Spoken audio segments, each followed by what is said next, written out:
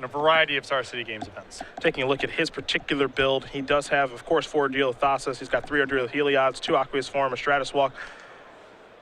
No Heliod's Pilgrims. Actually, I take that back. He does have 2. Most of the time, he doesn't play any, but he does have 2 this week, and he has a main deck copy of Stubborn Denial as well. So we haven't seen much heroic here in this particular tournament, but we will see Mize play right now against, again, 2-time Grand Prix champion here, John Stern, as we are underway here in round number 9. And setting aside mirror matches, which are kind of their own thing, I think this is the most play-draw-biased matchup in all of Standard. Both of these decks are so much better at playing offense than defense, and so the person on the play generally has a pretty big edge. Mize with just a couple of lands to start. Same thing can be said here for Stern, so it does make you wonder if he's missing heroic creature at this point. Well, often this deck against an opening of a red basic land will try to not play one of its 2 drops on turn 2 and instead play it on the 3rd turn with some degree of protection. So it may indicate that Logan doesn't have a 2-drop, although often those hands just get mulliganed. It could also mean that he has some degree of protection and doesn't want to tap out on turn 2 and have something get eaten up by Wild Slash or Lightning Strike or so forth. Well, here's Heliod's Pilgrim. That's going to resolve. Mize is going to go searching. It'll be in a copy of Aqueous Form. We'll be heading back Stern's way here in just a moment. It's interesting to watch this white-blue heroic deck develop because there's so many different enchantments to choose from and so many different threats that for a linear deck in Standard with, you know, a relatively shallow card pool compared to Modern, there's still a lot of room to maneuver with this deck and change around card slots. Battlefield Forge is land number 3 here for John. And now here's a copy of Goblin Rabble Master. Goblin token will be made. Of course, it'll get blocked by Heliod's Pilgrim, and we're moving right along as Mize will take a draw step. And one of the big weapons for Jeskai tokens in this matchup are the creatures, whether it's Seeker of the Way, whether it's Soulfire Grandmaster, Goblin Rabble Master. The white-blue heroic deck doesn't really kill stuff. And so these repeated sources of damage, they're very valuable, particularly things like Rabble Master and Seeker of the Way that have a dramatic impact on a damage race. Mize will play a Flooded Strand. A couple copies of Defiant Strike in hand. And he'll sacrifice the Strand right now.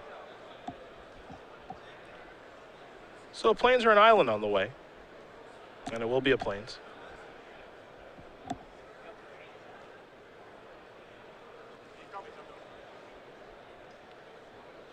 Looks like Ben Stark wasn't the only one going through the draft land box. Hey, they're both from Florida. It just must be a thing here. Stern will take a draw step. And, you know, Logan here not putting Aqueous' Form on his Heliod's Pilgrim and going to the red zone, daring John to attack with the Rabble Master. I don't think that's going to happen. Unless John is very sure.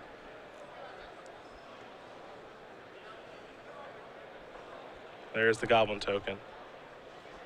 Stern, of course, playing Shivan Reef beforehand, so now here is Rabble Master. It'll be a 3-power creature with this attack. Love it. Let's have a showdown. And yes! We're about to. There's a Defiant Strike.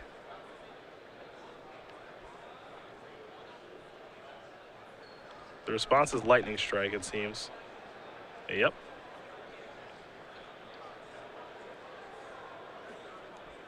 John feels this is a battle he can win.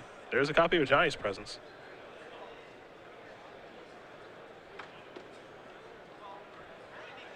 Another Lightning Strike. Stern will have to pay 1. Does Mize have a God's Willing or something else? Yep. God's Willing protection for red. Mize is going to win this war. Yep. He had 3 tricks to John's 2.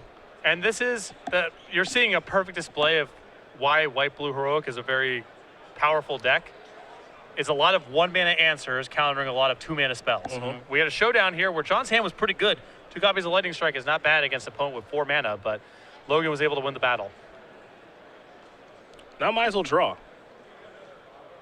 Picked up a copy of Favorite Hot Plates. Now finally he's got a heroic creature because you don't really want to build up the old Heliod's Pilgrim. It's a slow burn. It is pretty slow, yeah. There's Favorite Hot Plate. I played in FNM with white-blue heroic a couple months ago and was resigned at putting enchantments on Heliod's Pilgrim. It did not turn out to be a winning game. I was going to ask how that worked out for you, but I already knew. Not great. There's the favorite hoplite for Mize. Stern with just a goblin token out there.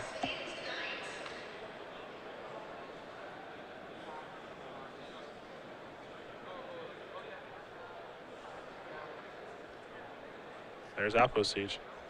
Not a bad time to take a turn off. Yeah, not a lot going on right now. But this is an opening for Logan to start putting some enchantments on the favorite hoplite, pushing it out of burn range. You have to imagine somebody's looking for an Ordeal of Thassa. Now, Logan does, John rather, does have 2 copies of Jeskai Charm in his deck. So it's not necessarily game over if Logan's able to push a creature to 5 toughness, but it's not where John wants to be. Logan going to start with a Defiant Strike here. He'll get the draw. And of course, trigger Heroic. Now it's Aqua's form. Trigger Heroic yet again.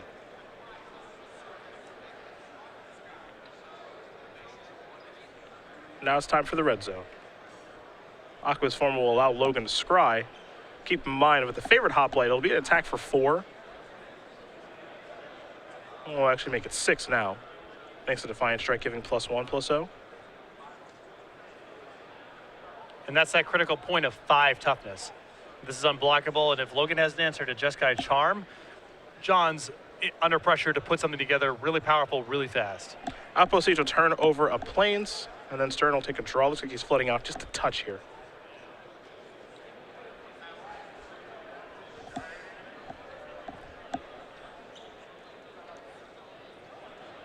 But it's very hard for him to interact with favorite hoplite at this point. He has no enchantment removal in his main deck. So his outs here are find Jeskai Charm or put together 2 pieces of burn to finish off this hoplite. And the second plan is very hard to execute if Logan has God's Willing or any sort of protection effect.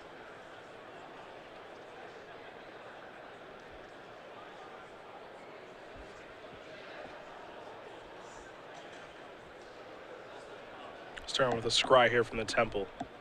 A very methodical player.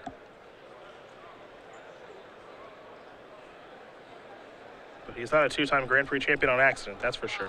He's on my top 5 list of, matches where I played really badly and a player better than me was able to capitalize on the mistakes and get me.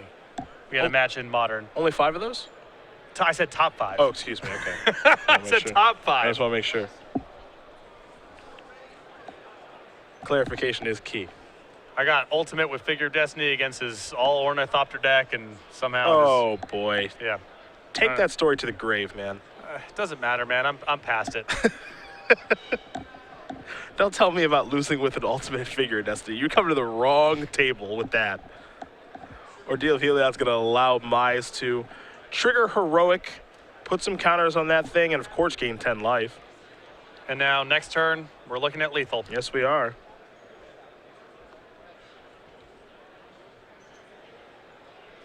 Time for a Jeskai Charm if Stern has one. He's reaching for mana here. There's a Raise the Alarm. And, that's something that can trade around here with the old Heliod's Pilgrim. I'm sure Mize doesn't mind that, though. It doesn't really matter here. He's still got a 6-power creature coming across that he can't block. John's at 11, so this double block's fine, but it doesn't address the problem here. It's answer this hoplite right now, or you're dead. Seeker of the Way is the reveal. The draw is Jeskai Ascendancy. And that's a powerful card, don't get me wrong. But John Stern needs some help, and he needs to hope that Logan doesn't have a protection spell here. Yeah, I think that John's hand is just 2 lands on top of the Ascendancy he just drew, and that's going to get him nowhere. Logan Mize going to win game number 1 here over John Stern. White Blue Heroic up a game over Jeskai tokens. So we take a look at the sideboard here. We will start with Stern, which you have in front of you. 2 copies of Erase, 2 copies of Glare of Heresy, 2 copies of Wild Slash, 2 copies of End Hostilities, 3 copies of Gyarados God of Storms, 4 copies of Disdainful Stroke.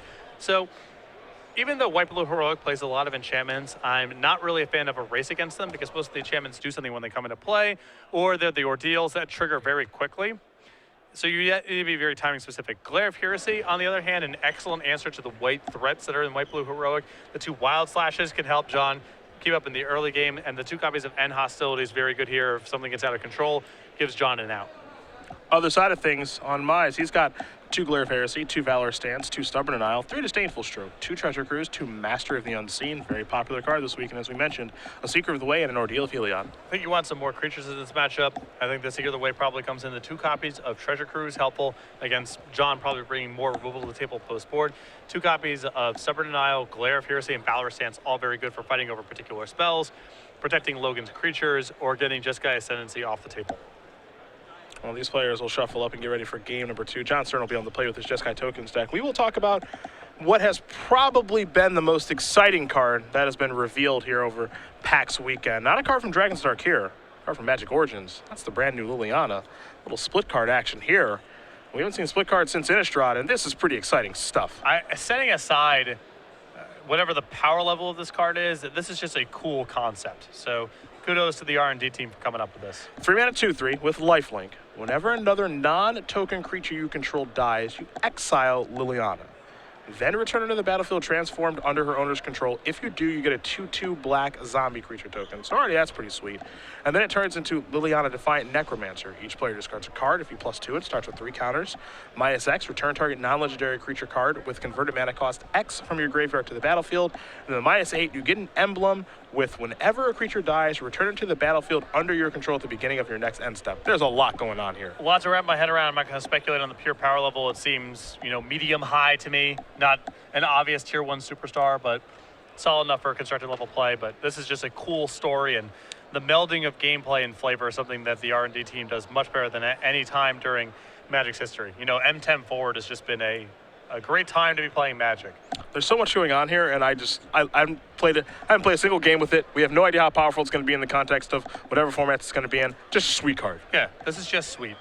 And I hope there are more cards like that in that set. I would have to imagine this is going to be a cycle. Yeah. If you're going to do the opportunity cost of having double-sided cards and the complexity of creatures that turn into planeswalkers and some associated rules baggage, these cards are cool enough where I can't imagine doing the one.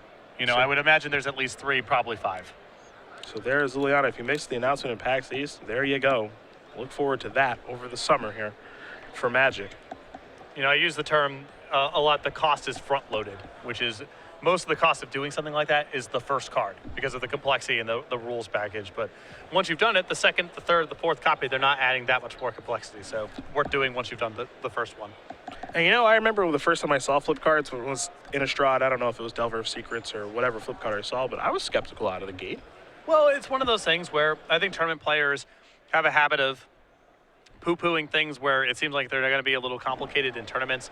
A lot of people criticize Miracles because I have to draw my card differently for the rest of my tournament life, and issues with sleeves and how does draft work. And the checklist cards are not the most elegant solution, but as it turns out, cool gameplay wins out over those kind of logistical hurdles. And so the Werewolves and other flip cards of Innistrad definitely worth doing. Miracles definitely worth doing.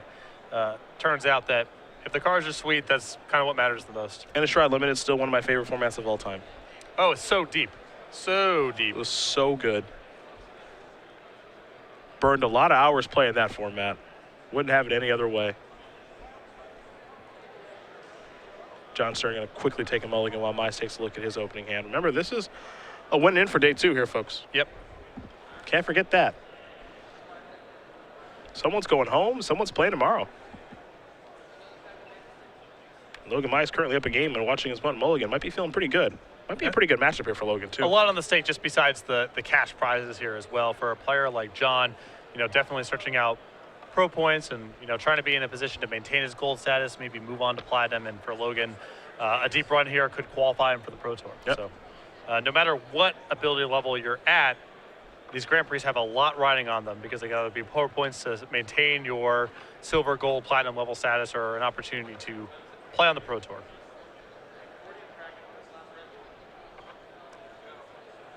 And the 6-2 match never stops being stressful. Don't care what level you're at Magic, these are always stressful matches. If it stops being stressful, you shouldn't be playing. Yep. These are the most fun matches to me. Playing for day 2, you want to come back and play tomorrow. Well, by the end of my line, I could take it or leave it, which I guess speaks to your point of it's time to hang it up. Time to hang it up. That's right.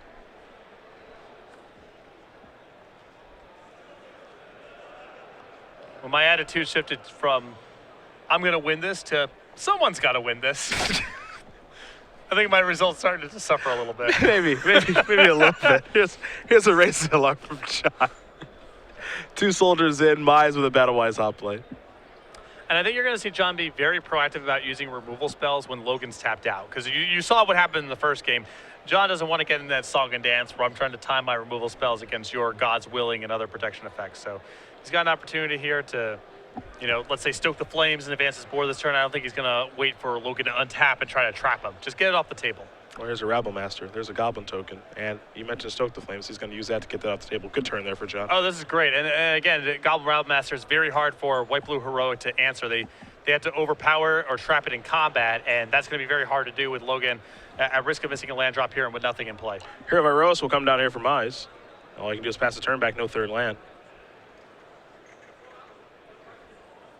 Stern, you can see, has a mountain in his hand, so 4th land not an issue.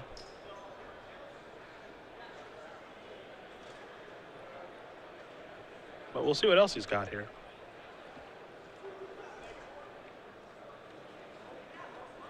And you're getting a very good instruction right now through the first 2 games of why this matchup is so play-draw biased. There's Jeskai Ascendancy. Things are going to heat up here in just a moment. Stern with a pretty good mulligan.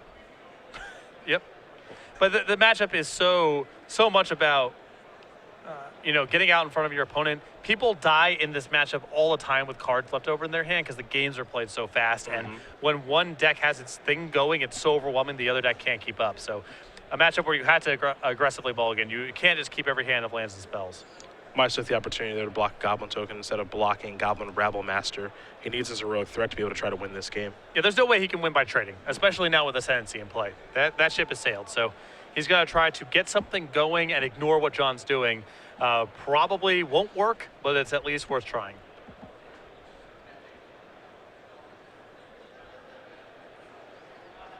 Ordeal of Thassa, Ordeal of Heliod. Attack, triggers. He's going to gain 10, peel 2. I've seen worse turns. Yeah, I mean, this is the path. You can't beat John fighting fair at this point, so you got to try to cheat it by making some huge threat, gaining 10 life a turn, and you may be able to overwhelm him. It's unlikely because John's board is so advanced at this point, but it's your best shot. And Hostility's the draw. Little weird.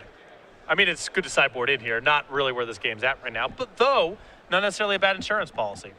Now, one thing to keep in mind here is that Ordeal of Heliod, 3 copies of that card in Mize's deck. So we could see him chain together gain 10s. Yep. Here's a Hordling Outburst. Stern going to draw and discard here. Temple of Triumph and Hostilities are the options for the discard. Hordling Outburst, of course, also going to pump the team, thanks to Jeskai Ascendancy.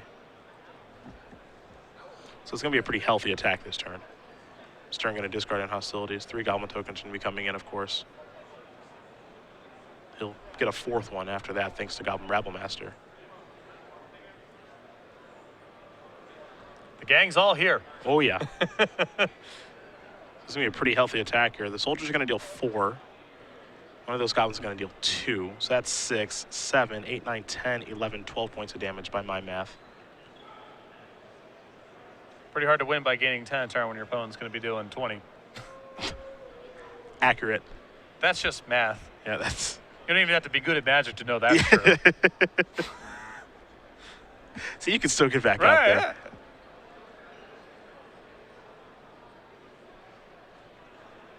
12 points of damage here. Jeez, that's a lot. Even if Logan loses this game, knowing about the end hostility is at least valuable information. And, it's pretty standard in the token strategy, so not that surprising, but the information's good.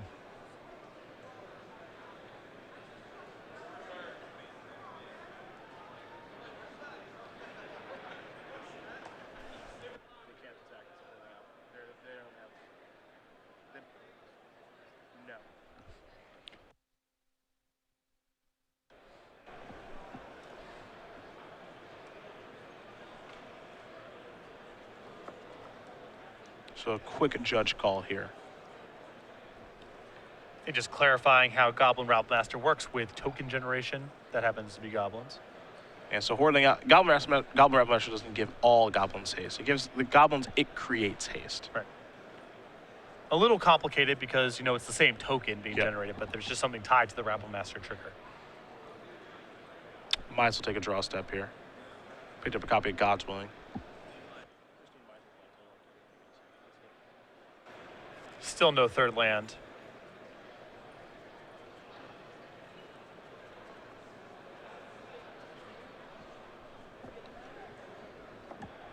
The upshot here for Logan is, John just played the last card in his hand, that Temple. Mm-hmm. And so you at least can play the game of, all right, let's assume that John's just kind of like drawing A lands land for a every little while. turn. Yeah. You at least have a shot. It's a way to formulate a game plan at least. It's going to be really hard in any case to put it mildly, but Hey, if that's what it takes, sometimes you need your opponent to flood. That's your only chance to win. Logan can tap a Mana Confluence here for white mana.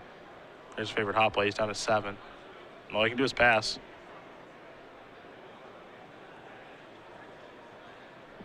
Sternal draw.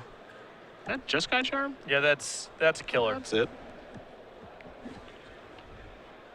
Well, Logan does have Stubborn Denial in his hand. And Even if it gets countered, the trigger is going to do Yep. too much damage.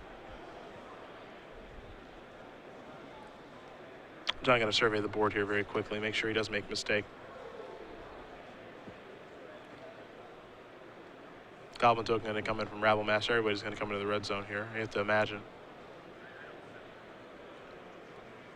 I like attacking with everything here. That's your play. That's my play. John agrees. John's pretty good. And we'll move on to a third game. John's turn able to tie things up here against Logan Mize. Jeskai Tokens, White Blue Heroic, they'll play a third game. And a very, as I mentioned earlier, play draw biased matchup. And so far, you can see, even with John having an unchecked, at the time, Rabble Master on the draw there, game number 1. And even with John mulliganing there in game 2, the player on the play with a pretty substantial advantage.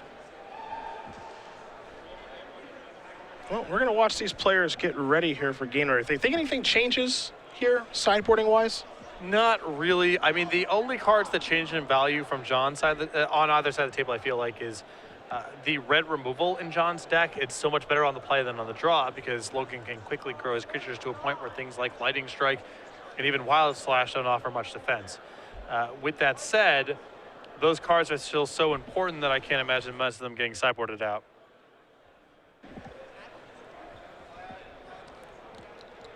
So it looks like John is doing some switching around, or he's at least, acting like he's switching some things around? Considering switching some things around, and hostilities being kind of moved around here a little bit. Logan taking a look at some things too. I think basically in this matchup, his good cards are good and his not good cards are not good, and that's kind of the summary. Pretty straightforward stuff. I think so.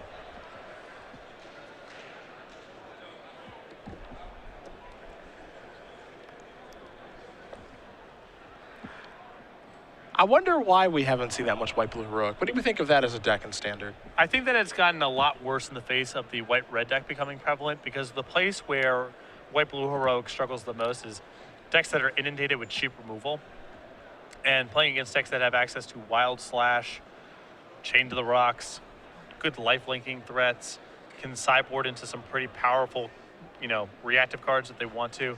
I think that matchup's it's pretty rough for white-blue heroic. That to me is the biggest thing. I also think it's honestly a really hard deck to play. And I think that a lot of people probably feel the deck is pretty mindless linear deck, shades of Invisible Stalker plus various pants. But this deck's pretty hard to play. You don't have the same margin for error. There's a lot of sequencing. But I think it's the white-red matchup mostly.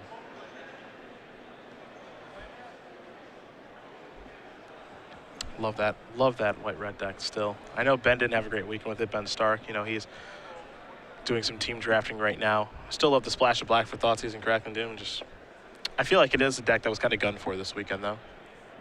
This is true, though. I don't really know how you gun for that deck much more than playing Wild Slashes. That, to me, is the card that tilts that matchup. Okay. Now, there are more Wild Slashes in the room now than there probably would have been a month ago. But for sure. The decks in Standard, they're not really linear enough where the sideboarding cards are going to be lights out. You have to look at decks like White Blue Heroic, Mono Red Aggro, where cards like Drown in Sorrow or other removal spells become backbreakers. But for the most part, your Jeskai Tokens of the world, White Red Aggro, Abzan Sultai, you're going to have some cards that improve the matchup, but it's not going to go from 80-20 to 20-80. That's not how current standard works. Which I like. I do too. I played a lot of standard back when it was, I'm playing Suicide Black against Wildfire. We're just two ships passing the night, and there's no point of interaction. It's basically, I dump my hand on the table, you dump yours, and we see who wins. Yeah, how'd we do? How'd we do? I like this kind of standard a lot more. There's a lot of interaction in this standard. A lot of decisions matter. Sideboarding matters. You know, when we were watching Jerry play against Lindy, for example, you know, I remember this pretty well. Just, you know, they're both playing kind of Abzan Reanimator decks, both have Whip in their deck, and they're going back and forth trading resources, all this stuff. And Lindy's a little rusty. Jerry's been playing a lot, obviously. And, you know, they're going back and forth. Courser's in play, drawing a bunch of cards, Tassigers, all that stuff. And Lindy is starting to catch up, it seems like, a little bit on the board. And then Jerry draws his card for the turn. The next card's Crux of Fate. Lindy just goes, what the hell? Right. And you're just like, yeah, that's what people do now. They play creatures and Wrath together. Not to be all back in my day on you, but back in my day, if you had 14 creatures in your Wrath of God deck, we would have made fun of you. Yeah. And now, there's plenty of matches where it's, you know, the stuff is, you just want to outstuff your opponent. You want to out-good stuff them. You want to make sure you can catch up when you're losing. And so you play some sweepers alongside your deck of 4- and 5-mana creatures. It's just a different world. That Crux of Fate caught Jerry up, let him turn the corner, and then another Crux of Fate later in the game put Jerry in the driver's seat to win the game. Yeah, and he the buried match. him. Yeah. He buried Matt. And it would look like one of those things where when the decks were laid out, Lindy had almost no chance, just based off the way they were built. And part of that was a couple of copies of Crux of Fate alongside his deck full of creatures. Talk about creatures alongside Wraths. That's what Jeskai Tokens has here for Stern. You can see he's got a copy of Hostilities in his hand alongside Raise the Alarm. So. Right. I mean, sometimes these token decks have Anger of the Gods. Yeah. Your old Raise the Alarm, Whirling Outburst, Anger of the Gods deck. Very synergistic. Tried and true. Temple of Triumph here for Stern.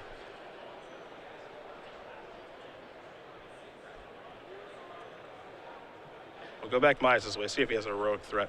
Now, I was actually ahead of the curve on that one, too, because one of my first decks was a red-green beatdown deck with Elvish Archers and Earthquake as the finisher. So I predate this deck building philosophy by, I mean, we're approaching 20 years now. Ahead of your time. First to market. Ahead of your time. And now that's just how Magic's played. A real genius. So this is kind of your format here. Yep. Birds of Paradise and Hurricane. Play those, just play those together. Well, the name kind of gives away that you probably shouldn't do that. But yeah, but, you know. Richard Garfield did try to get you to the finish line a little bit. There's a bird, there's a hurricane. Right. Don't play them together, please. Typically, Mother Nature would say not a combo. You make the rules. Here's a Hero of a Rose. We're going to go back Stern's way. And if there's a critique of the Tokens Ascendancy deck, it's too often the deck doesn't get started until turn 3, and this is one of the worst matchups for that to happen. Yeah. And he might not get started until turn 4 now because there's a Mystic Monastery. Might as well take a draw. One thing to remember about White Blue Heroic, too, it is not soft to Wrath effects. It has cards like Ajani's Presence. It has cards like Stubborn Denial. It can beat End Hostilities. There is Ajani's Presence. An aggressive use of it. And this is not a good sign for John if Logan feels comfortable enough to just fire this one off. Ordeal. Keep in mind that Seeker is triggering from this as well. These are all prowess triggers that are happening. So this is a pretty good turn. Gets the peel 2 here. We might just see a double chump block with Raise the Alarm. Yep. 2 cards coming here from Ordeal. Here we have a Rose and an Island. This is a pretty good turn for Logan.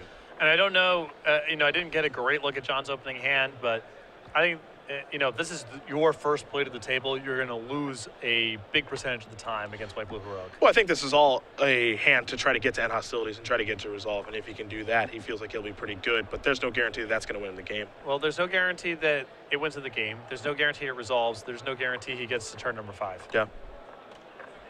The draw here's another copy of Jeskai Ascendancy.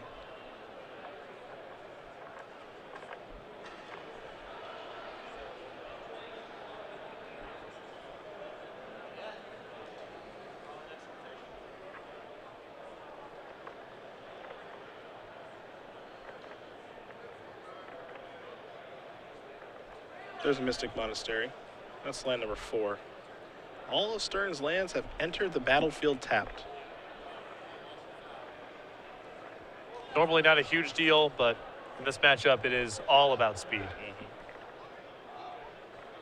And we saw Stern defeat Logan in game 2. Logan died with 7 spells in his hand, and this game has the possibility of shaping up in a similar way. There's Jeskai Charm.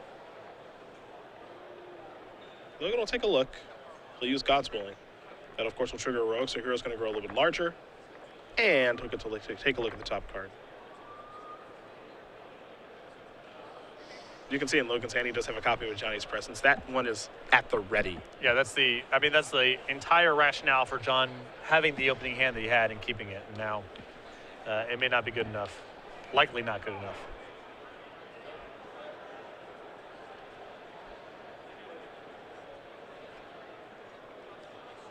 We're going back Mize's way.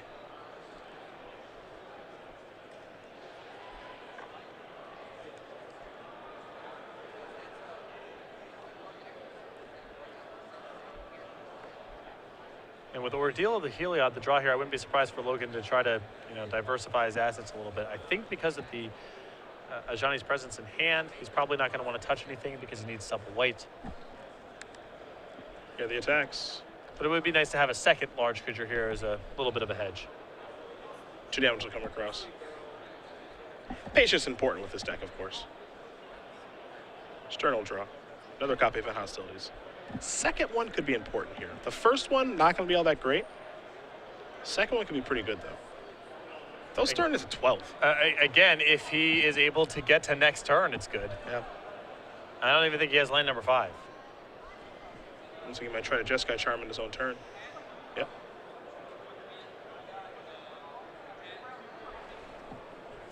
Mize has God's Willing yet again.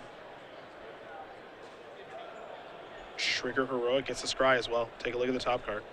Goes to the bottom pretty quickly.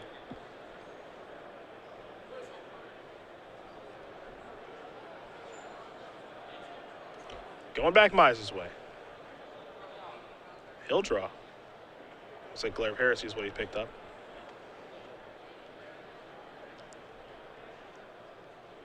I think he might have lethal this turn. Yeah, I think he might with the Ordeal here, the Hero triggers and the Prowess triggers. I think he might be able to put together lethal. That's 6, 7, 8, 9, 10, 11. Looks like 12 to me. Yeah, 7, 8, 9, 10, 11, 12. That's going to do it. Logan Mize is going to win this match over John Stern. 2 games to 1. White Blue Heroic will take care of Jeskai tokens for Mize. He's moving on to day 2. Stern's tournament, unfortunately for him, it's over. And, the takeaway from those